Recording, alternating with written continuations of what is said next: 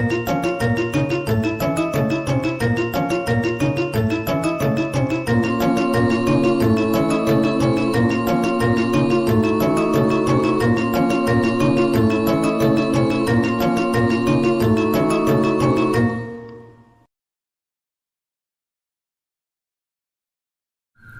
semuanya, Assalamualaikum warahmatullahi wabarakatuh. Jadi kembali lagi bersama kita di channel YouTube Untold Story. Di kesempatan kali ini kita akan bercerita kembali tentang pengalaman horor selama kuliah kerja nyata. Dan di samping saya ini sudah ada narasumber yang akan menceritakan pengalaman horornya selama KKN kurang lebih 45 hari ya Mas ya? Iya, 45 hari benar. Mungkin, nah ini kan Mas Johan ini kan sebenarnya juga salah satu dari tim Untold Story. Terus kenapa kita juga berpikir untuk mengambil cerita KKN karena beberapa hari kebelakang ini UNS juga baru saja di lockdown ya Mas ya. Jadi untuk akses masuk untuk kita mau penelusuran di fakultas lain, kemudian kita mau wawancara itu juga susah karena wawancara yang narasumber juga mungkin masih di rumah karena di Solo kan juga nggak tahu mau ngapain karena kampus juga masih di lockdown ya. Karena tim Untold Story ini juga mumpung ada cerita KKN, daripada kita nggak upload, daripada kita nggak ada konten lagi nggak ada salahnya kita cerita KKN. Mungkin bisa diceritakan dulu Mas, lokasinya di mana? Nah, teman-teman, sebelumnya juga saya tekankan juga di sini bahwa saya sebenarnya juga dari tim Untold Story yang sering teman-teman lihat juga saya sering hosting, terus sering jadi pembawa acara. Nah, sekarang saya jadi narasumber di sini teman-teman. Gantian ini. Nah, ini tepatnya KKN saya itu ya Mas Hafid, itu tepatnya berada di Jawa Timur teman-teman. Kalau teman-teman tahu dan teman-teman se-KKN ku juga pasti juga tahu.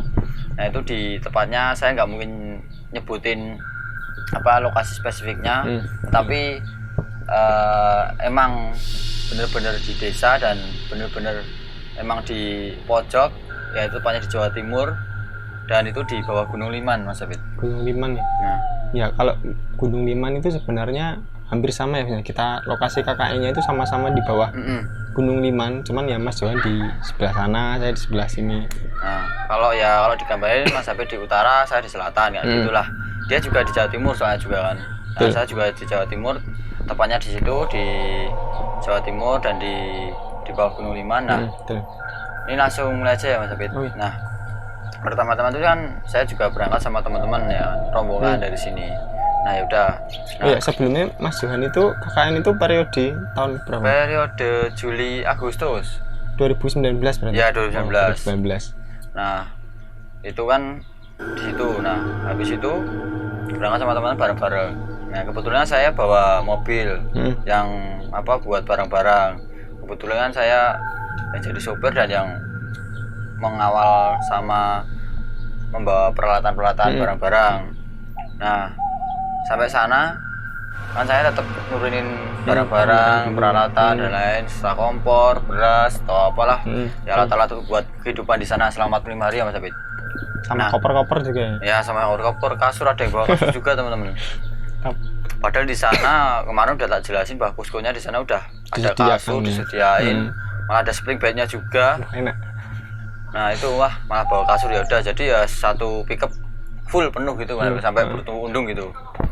Nah, saya kan tetap pickupnya kan, mobil pickup saya kan pasti buat kerja ayah saya ya. Nah, tetap saya kasih sana dulu. Hari pertama itu teman-teman juga sana itu nggak naik bis atau motoran rame-rame, soalnya juga Jawa Timur di bawah Gunung Liman, paling juga deket dari sini sekitar 2 jam 3 jam kan.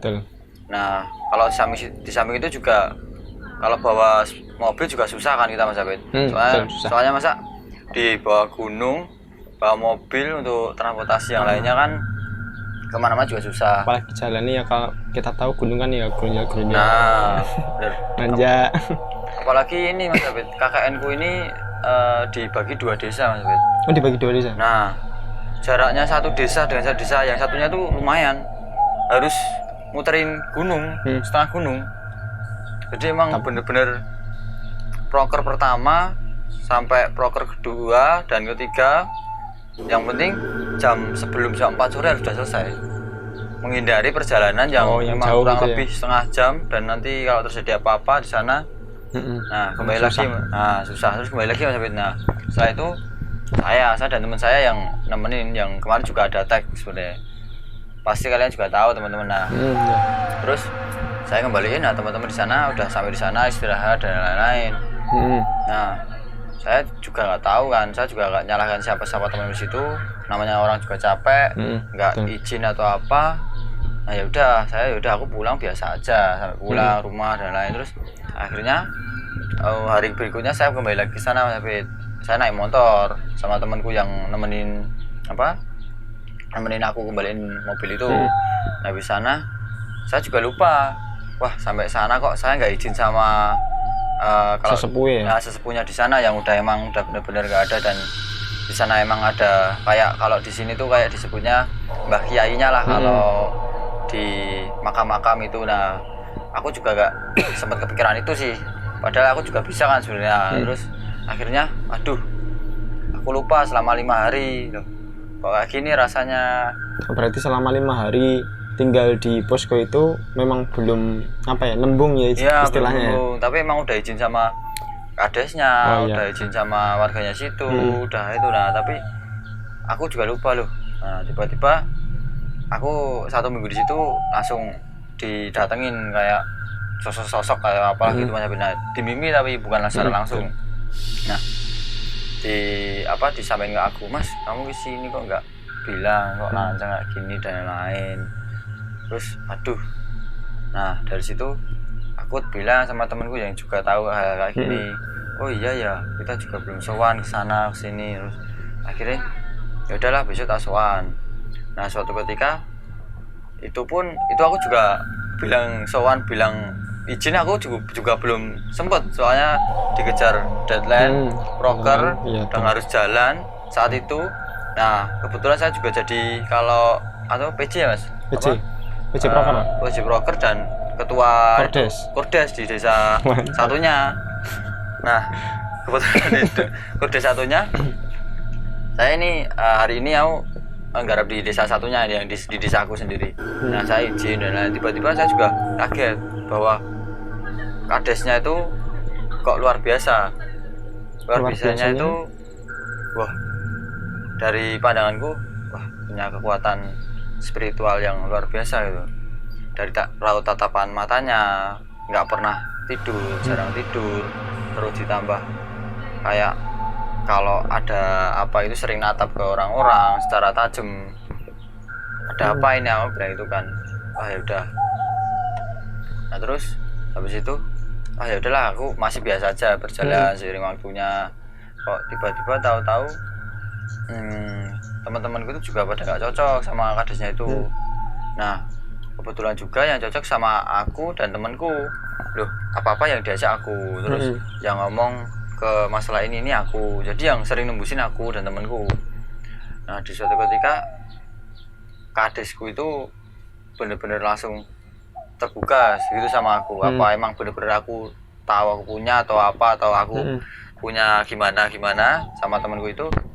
Akhirnya dia kasih tahu, dia cerita, Mas dulu tuh aku di sini jadi kades termuda di Gunung Liman ini, di bawah Gunung Liman ini. Yang lainnya masih berapa dia tuh beliau masih umur 30-an lah, yang lainnya kan ada seharusnya 35, 30 berapa itu kan Mas Sabin. Nah dia tuh di situ dinobatkan sebagai kades termuda di desa itu dan di Jawa Timur. Nah dan seketika dia bilang, ini Mas aku kemarin tuh jadi kades ya ini, jadi aku juga meminta sama sesepuh sini, terus ada foto gitu kan, fotoku sama foto pasangan perwaan gimana ya, calon satunya. Nah di situ dia ceritakan. Nah terus tiba-tiba tuh ada angin datang Mas, kencang banget. Nah kencang banget anginnya itu, terus tiba-tiba foto yang musuhnya ini atau lawannya ini tumbang, Jatuh. Akhirnya yang masih berdiri itu kadesnya itu Yang jadi itu. Nah dia cerita, loh ini loh mas, saya kemarin bisa jadi kades kayak gini, minta kayak gini, terus lah bapak anunya di mana, terus saya ditunjukin ke tempatnya mas. Ternyata tuh di sebelah rumah kadesnya tuh ada kayak rumah gubuk gitu, udah kuno ya, bentuknya joglo lah, joglo masih punya kayu-kayunya tuh ya udah kayak keropos dan lain-lain kayak gitu, ditambah lantainya itu mas, itu lantainya tuh bukan keramik lagi, udah tanah. Dan di belakang rumahnya itu ada sebuah kayak peninggalan apa, saya juga kurang tahu di situ. Saya masuk di situ kan ya, dia ditunjukin, dia katanya juga sering setiap malam kayak gitu doa di situ, entah buat apa saya juga nggak tahu. Terus dia juga punya pegangan di tangannya kayak sebuah batu cincin atau apa, kalau nggak salah warnanya merah atau apa, itu isinya apa saya juga belum tahu sih mas itu. Nah setelah itu kok saya diajak ke situ sama temanku, ada apa, terus akhirnya yaudah saya ikut aja kan, ya saya juga penasaran di situ. Oh ternyata dia bilang, saya di sini mas dapat batu cincin di sini. Saya kalau orang-orang bilang tuh topo, bertapa. Nah dia dapatnya kayak gitu. Ya teman-teman juga jangan berpikiran yang negatif ya, soalnya itu juga kalau orang Jawa mikirnya itu ya hal biasa, tapi kalau orang Muslim kadang dibilang musyrik ya. Nah saya juga kurang tahu, saya cuma hanya diajak dan diberitahu di situ. Nah kebetulan juga masuk pertama kali, suasananya, hawanya, wah panas banget mas di situ. Pusing panas.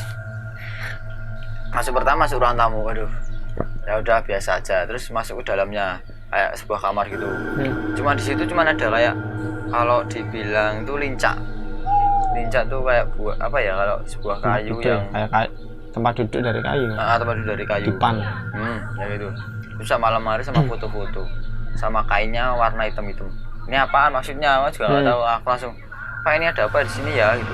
Ada mama saya liatin ya, ini saya kalau sering di sini ya gitu. Terus oh gitu. Oh iya Pak. Terus Pak ya udah ini saya kebetulan mau ada acara, saya bilang gitu. Soalnya saya juga udah nggak betah suasana di situ kayak gimana teman. Cari alasan nih. Nah cari alasan di situ. Nah setelah cari alasan ya udah gitu. Terus ya udah saya balik sama temenku itu yang nemenin aku, yang dipercaya juga, balik. Terus ya udah ya mas, besok sini lagi lanjutin proker-prokernya. Nah setelah itu teman-temanku kan di desa itu kan ada dibagi kan, KKN kan 20 orang ya mas, 10 orang. Nah kebetulan aku sebagai kordes, aku bawa temen cowok 4 sekalian sama aku, terus 6 cewek. Nah setelah itu hari kedua, hari ketiga, hari keempat lah, itulah di situ kadesnya mulai usil, genit sama cewek-cewek itu. Bilang ke aku sama temanku, mas yang cantik mana mas, kok nggak kelihatan. Terus kok sini diajak masuk ke balai desa, sini bantuin yang ada di balai desa sini. Wah saya kurang tahu ya Pak, ini tadi saya pecah untuk di sekolah sini, terus untuk warga dan lain. Masa kamu terus mas saya juga bosen sama laki-laki ya, hadisnya gitu. Aduh. Nah seketika ya udah temanku ada yang mau, tapi saya backingi mas dari belakang. Soalnya kan memang tatapannya hadisnya itu kan tajam banget kan mas. Nah saya juga aduh ini ada apa. Terus ada juga temanku yang cewek yang juga bisa berkomunikasi dan bisa lihat gitulah. Nah tapi dia udah secara lahir gitu mas. Dari lahir. Nah dia kadernya tuh kayak aku secara pandangan, dan teman-temanku yang juga bilang tuh kayak mikir kayak gini, kok yang diperhatikan itu terus, temanku itu terus ada apa. Terus saya juga minta bantuan sama temanku yang ada di posko juga, terus ada di temanku yang beda KKN, yang tak tanyain dari sana, ini ada apa toh, kok di desaku beda banget suasananya, terus hawanya, terus situasinya di situ. Ternyata kadesnya itu ngincer salah satu temanku itu yang bisa lihat, terutama cewek. soalnya dia pengen narik kekuatannya dia untuk jadi kekuatannya dia. Tumbal. Nah nggak Cara tahu kasarnya ya. nah masalah tumbal atau apa saya juga kurang tahu Mas Habib. Nah pokoknya itulah. Terus aduh, terus seketika aku kan yaudah aku biasa aja, aku belum bilang sama temenku yang itu, aku cuman pengen aja. Akhirnya kok lama-lama hari kok kayak gini, terus kok suasana nggak enak dan lain-lain. Terus aku akhirnya tak bilangin temenku yang cowok itu, sebut aja lah siapa itu ya Mas. Nah itu terus besok kalau ketemu sama kakaknya itu jangan saliman sama tatap matanya ya, soalnya menghindari aja. Bilang aja muslim yang ini atau gimana, jadi biar lebih aman aja lah. Nah terus ya udah, ya akhirnya selama kurang KKN itu kurang 30 hari kalau nggak salah, 1 bulan. Ya udah dia kayak gitu terus, jadi nggak tatap matanya, nggak apa. Nah setelah berjalannya waktu itu Mas, yang di desaku dulu ya Mas. Nah sebelumnya itu juga itu Mas, sebelumnya kan sebenarnya kan pusku kan mau dipecah 2, di desaku sama di desa satunya. Terus teman-teman rasain juga yang di desaku lebih berat, suasananya, terus situasinya tuh, hawanya di situ udah bener-bener nggak enak, merinding, ya banyak, kalau dibilang ya banyak alam-alam gaib yang berkeliaran di situlah. Terus gangguan tuh akhirnya udah aja di desa satu nih baik, walaupun jauh, nanti kesini muter gunung nggak masalah, yang penting jam 4 harus balik, soalnya juga nanti takut sebelum maghrib ada apa-apa. Nah ya udah, akhirnya dari situ memutuskan untuk poskonya disatuin jadi satu. Nah yang kerepotan ya di bagianku Mas, di desaku sendiri. Jadi terus aku usul sama ketua umumnya, ini gimana kalau ditukir jadi yang untuk berarti dibagi dua minggu ya Mas. 2 minggu aku kesini, 2 minggu kamu kebalikan ya, biar ngerasain satu sama lain. Akhirnya setuju. Itu pun terjadi ya, walaupun ada cekcok konflik, pasti tau lah Mas Habib kalau KKN kayak gitu gimana. Terus akhirnya udah dia setuju. Setelah 2 minggu itu berlangsung, akhirnya ya udah kembali lagi ke topik awal tadi. Dan setelah itu berlangsung, acara mau selesai, KKN mau selesai, tiba-tiba kadesnya itu ngajak saya lagi. Dikasih tahu, kan saya juga tanya, Pak, ini di tempat sini untuk tempat-tempat liburan, tempat-tempat kayak refreshing di mana ya Pak? Terus tahu-tahu kok nggak ditunjukin di tempat refreshing liburan, tapi ditunjukin di gua. Nah kalau di sana orang-orang menyebutnya itu Gua Macan. Gua. Nah itu di bawah gunung, tetap di bawah gunung ya. Dari situ. Nah itu mau masuk tuh harus melewati hutan jati. Berarti masuk ke dalam banget ya? Nah iya masuk dalam. Dan itu katanya juga baru ditemuin berapa tahun belum ada, 1 tahun belum ada itu. Pas aku di sana sama teman-teman itu, pas kakak di sana. Nah terus di situ juga masih proses pembangunan, pendopo mau dibuat jadiin tempat apa ya Mas, kalau doa-doa itu spiritual itu ya. Nah itulah. Nah terus kok tiba-tiba adanya di situ ya gitu, doa di situ terus sama temennya, ternyata sudah ada temennya. Nah tiba-tiba kok terus dia juga cerita, Mas di sini tuh sejarahnya kayak gini loh, dulu pernah ditemuin sama seorang. Terus kenapa disebut Gua Macan, karena pas ditemuin di sini ada kayak macan, tapi itu bentuknya nggak kayak macan, tapi nggak berwujud. Berarti dalam halus. Nah dalam halus, makanya disebut Gua Macan. Dan di sini ada juga penunggunya macan sama kayak kiai kayak gitu. Makanya kok di sini kayak mau dibikin wisata refreshing liburan. Wisata religi. Nah religi. Nah terus dari situ, oh gitu ya Pak. Nah terus saya penasaran juga kan, bilang sama Pak Kadesnya itu, Pak apakah saya boleh masuk sama teman saya yang ini? Terus akhirnya boleh Mas, silahkan kalau mau masuk, tapi hati-hati, bilang dulu. Ya udah, saya bilang sama adesnya dan menuju situ, akhirnya masuk. Bener, guanya kecil sih Mas, jadi kita masuk itu udah emang gelap banget, belum ada lampu, belum ada apa-apa ya, masih alami. Tumbuh ya rumput, terus lumut, dan di situ kayak ada gimana Mas, lembab itu, ada airnya. Di rembes berarti. Nah, rembes, nggak tahu itu dari mana, apa emang dari gunungnya itu atau gimana, saya juga nggak tahu.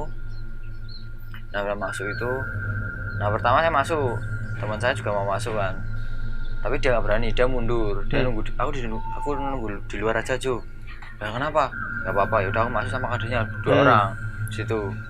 Aku rasain hawanya, terus aku merem di situ, kayak ada orang yang bisikin aku pengen masuk di badanmu Mas, aku pengen masuk di badanmu. Tahu nggak tak bolehin.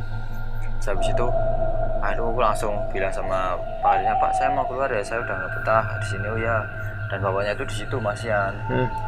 Itu waktu sore hari mau maghrib. Masih di situ. Nah, makanya teman-teman yang lain udah pulang. Saya sama temanku yang satu itu mau sempat dicariin sama teman-teman. Kamu kemana tadi kok? Katanya janjian jam 4 kita pulang bareng-bareng, tapi kamu berdua malah ngilang. Ada kabar. Nah, terus aku sampai di posko itu jam 7 lah. Jadi saya muterin gunung itu berdua sama temanku itu. Cowok. Nah, setelah itu muterin gunung itu, ya udahlah, terus nah di posko akhirnya disidang saya sama teman-teman 20 orang. Kamu kemana? Orang gini. Orang katanya pulang bareng, berangkat bareng, malah mencari sendiri. Dihubungi nggak ada sinyal atau apa, nggak diangkat, apa dimatiin. Otomatis di gua ya Mas. Sinyal ya nggak masuk. Ya udahlah, di situ saya juga merinding juga di situ. Akhirnya untung saya di situ juga nggak kemasukan. Ya udahlah, aku terus bilang sama teman, udah besok lagi kalau udah ajak Pak Kades jangan mau. Bilang aja ada acara yang ini di sini gitu. Besok misal pamitan juga untuk setelah selesai KKN, udah bilang aja Kadesnya diundang di desa sebelah, kita ngadanya di desa sebelah. Akhirnya itu terwujud Mas. Jadinya perpisahan itu di desa sebelah. Nah, tapi sebelum itu, setelah itu acara KKN di situ selesai di desa itu, ya udah saya balik ke posko selesai dan lain itu. Pokoknya di desa saya udah selesai, benar-benar selesai prokernya dan lain, sama warganya udah, tinggal nyelesain di sekolah-sekolah.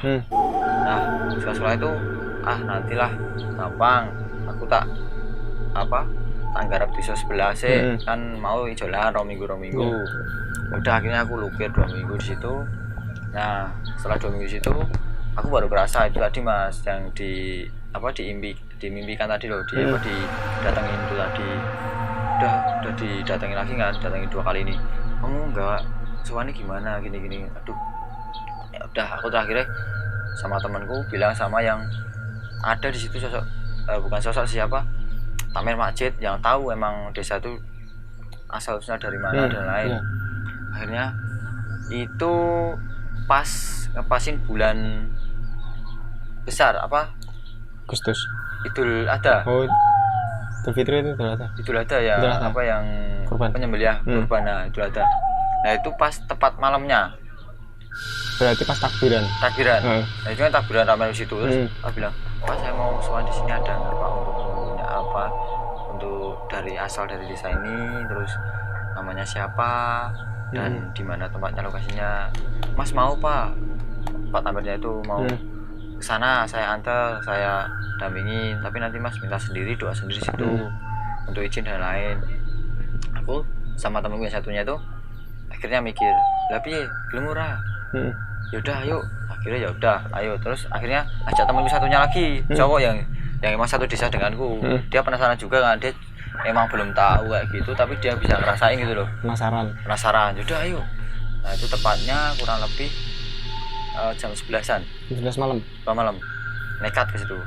Akhirnya naik, ternyata tepatnya emang di bawah Gunung Liman persis, agak naik bukit lah.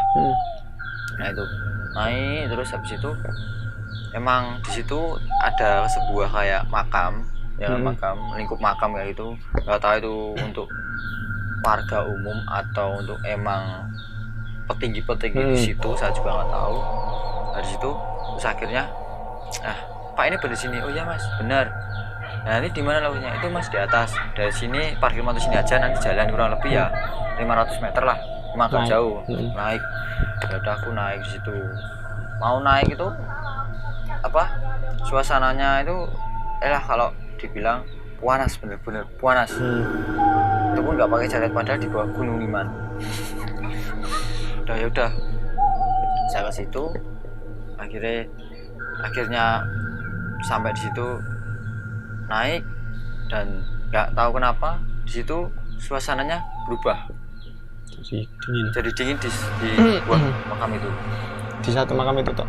Iya, aku kaget. Dan seketika itu makamnya itu nggak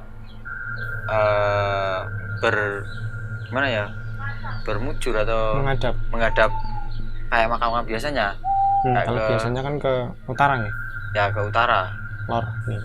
Nah biasanya kan lurus gini. Itu beda. Ini kayak gini. Jadi beda sendiri di situ. Malang. Nah, saya juga nggak tahu. Aduh, kok ada apa kok? Emang apa ini ngikutin arah mata angin atau apa? Saya juga nggak tahu. Posisinya di situ kan. Kok beda sendiri di atas, dan itu emang bener-bener satu. Itu punya beda. Yang lainnya normal. Iya normal. Terus akhirnya ya udah dijelasin, ternyata emang di sini. Terus aku akhirnya berdoa, dan kebetulan juga emang beliaunya yang di sana memaklumi, emang benar-benar belum izin dan lain-lain. Akhirnya saya izin, sampai saya juga minta diperlancar untuk acara KKN di situ selama 40 hari. Sama perpisahan saya juga izin, Pak, nanti untuk ya kayak contohnya lah, kayak orang-orang bilang, Pak saya izin sampai acara ini selesai ya, sampai 45 hari, mohon bantuannya dan lain-lain. Akhirnya ya udah saya itu turun lagi.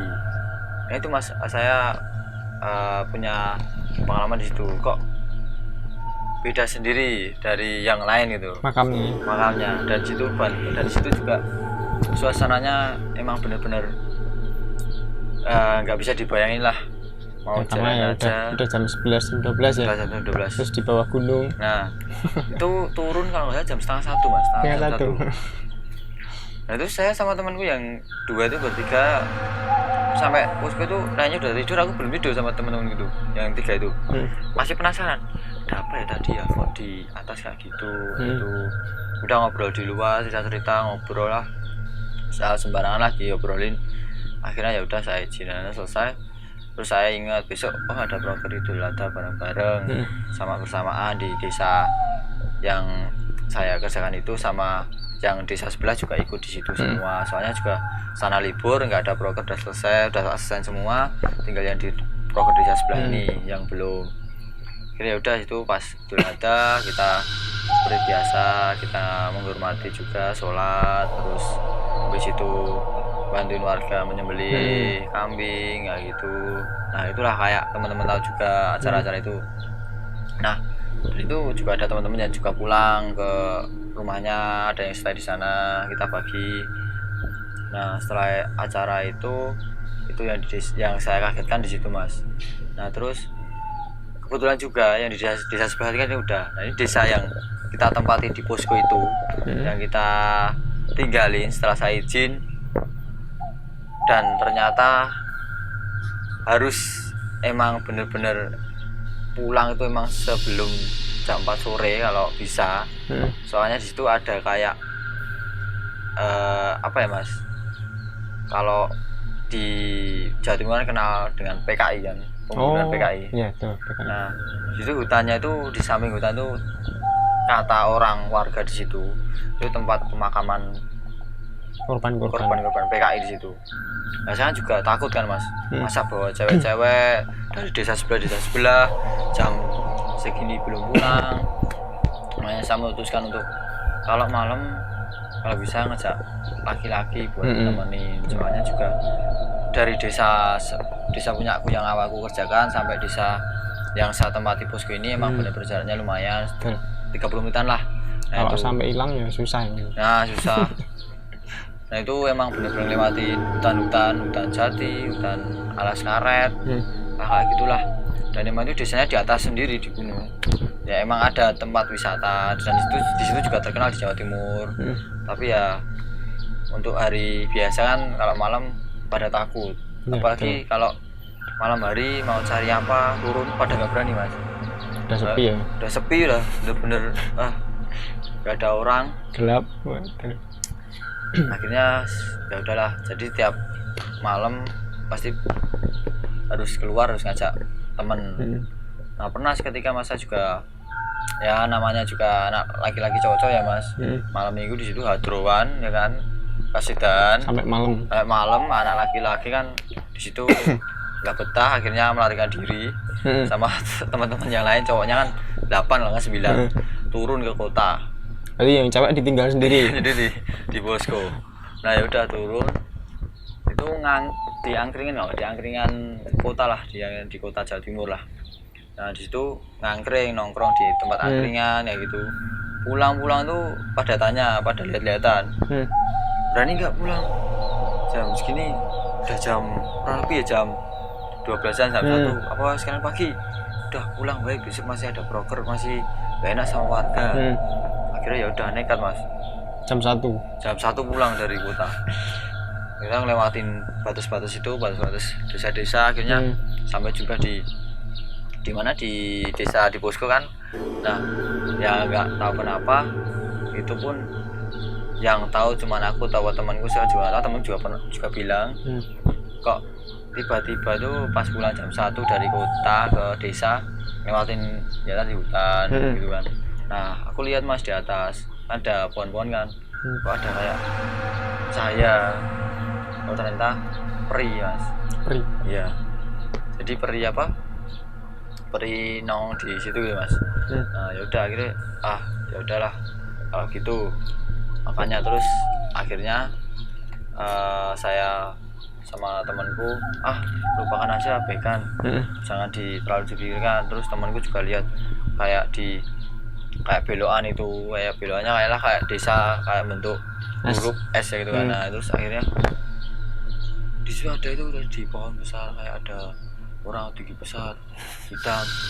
Kenapa aku nggak lihat, tahu sosok lah gimana, nggak biar nggak takut lewat situ lah. Orang aku nggak lihat, nggak ada, tapi aku lihat kalau di atas ada kayak peri itu, kayak cahaya terus bergelantungan kayak gitu. Aku juga lihat itu cu. Iya, besok lagi hati-hati, jangan pulang malam-malam gitu. Terus aku juga berpikiran kan paling itu yang apa, pejuang-pejuang PKI yang ada di situ atau apa. Soalnya juga emang Jawa Timur terkenal dengan pembunuhan PKI yang sangat luar biasa kan mas, sampai berdarah-darah memperjuangkan tanah kelahirannya di situ. Nah itu sih mas cerita yang di KKN ku itu kayak gitu. Jadi emang bener-bener misterius dan nggak tahu kenapa saya juga kemarin milih di Jawa Timur.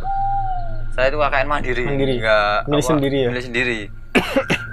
Tiba-tiba terketuk hatinya pengen agak deket lah Jawa Timur. Belum ada KKN di UNS ini yang mengarah ke timur kan. Timur ya.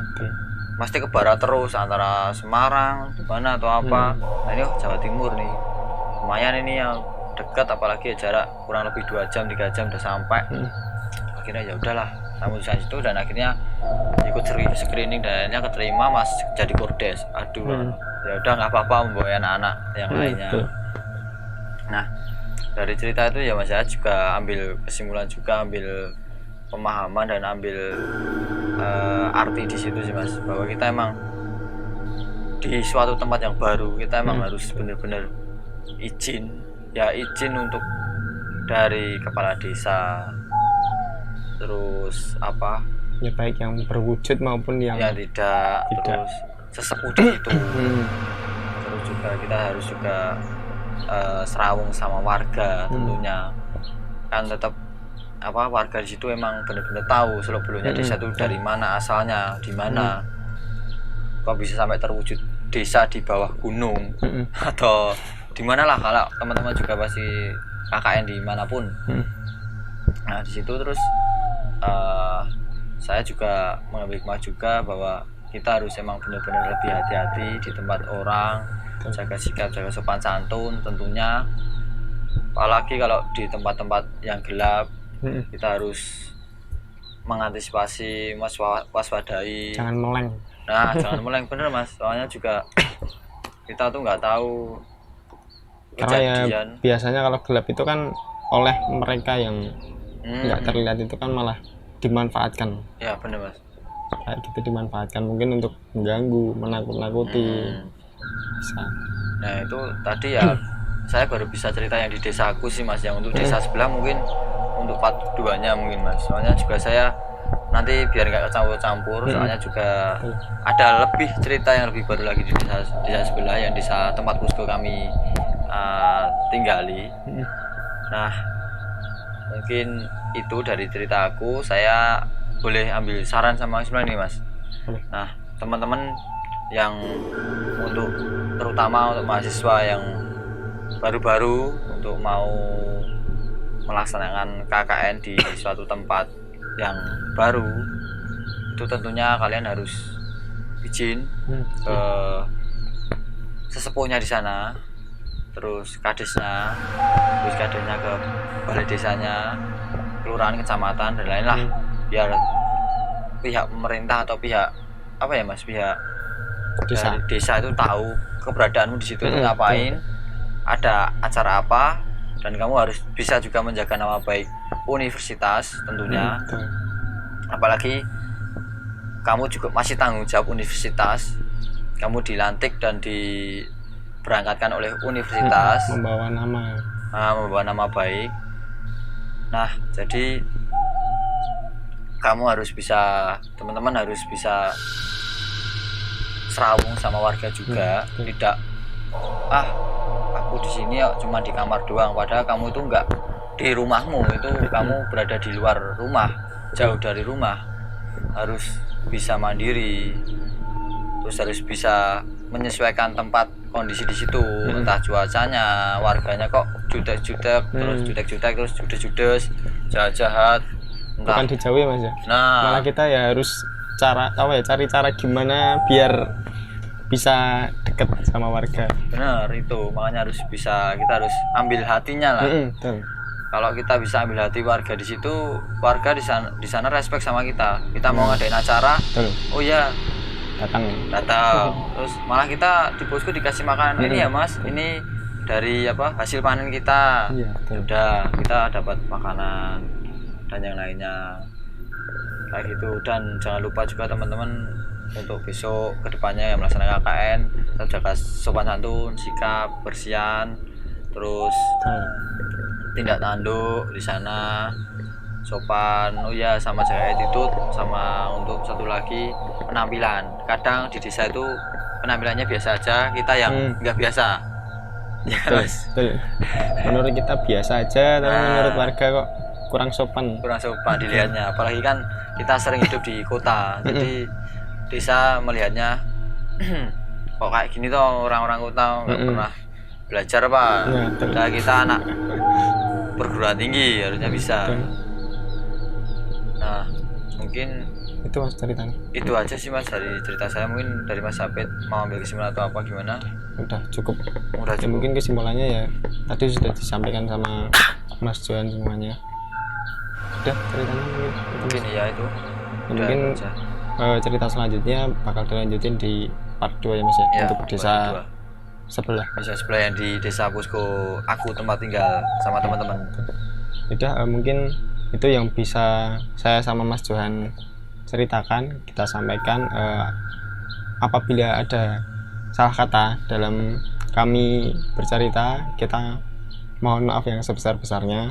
Kita di sini kita tekankan lagi, kita tidak bertujuan untuk apa ya Mas ya, jelek-jelekan instansi terkait, lokasi terkait, ataupun siapapun yang apa ya disebutkan tadi dalam cerita. Kita nggak bermaksud untuk menjelek-jelekan, merusak citra. Ya tujuannya kita di sini ya cuman menceritakan pengalaman kita selama KKN gitu. Dan kita juga bisa ambil hikmah dari sini. Itu pengalaman kita itu bisa diambil hikmah dan ambil hikmah positif dan negatifnya. Tapi negatifnya jangan dicontoh, kita tinggalkan. Nah itu, dan mungkin juga teman-teman bisa like dan subscribe di channel Antul Story. MC Yos. Jadi membantulah untuk Antul Story ini biar cerita-cerita selanjutnya berkembang terus ya Mas Abid ini ya Mas Abid. Siap. Udah mungkin itu aja Mas. Nah, mungkin itu aja. Ya udah mungkin itu aja dari kami. Jangan lupa tadi Mas ya. Iya, Jangan lupa betul. like, komen. Mungkin kalau teman-teman punya cerita KKN atau cerita yang lain, mau cerita boleh. Wah, boleh banget. Boleh. Jangan lupa subscribe juga supaya nggak ketinggalan cerita dari kami. Iya, betul. Mungkin dari kita itu. Wassalamualaikum warahmatullahi wabarakatuh. Waalaikumsalam warahmatullahi wabarakatuh.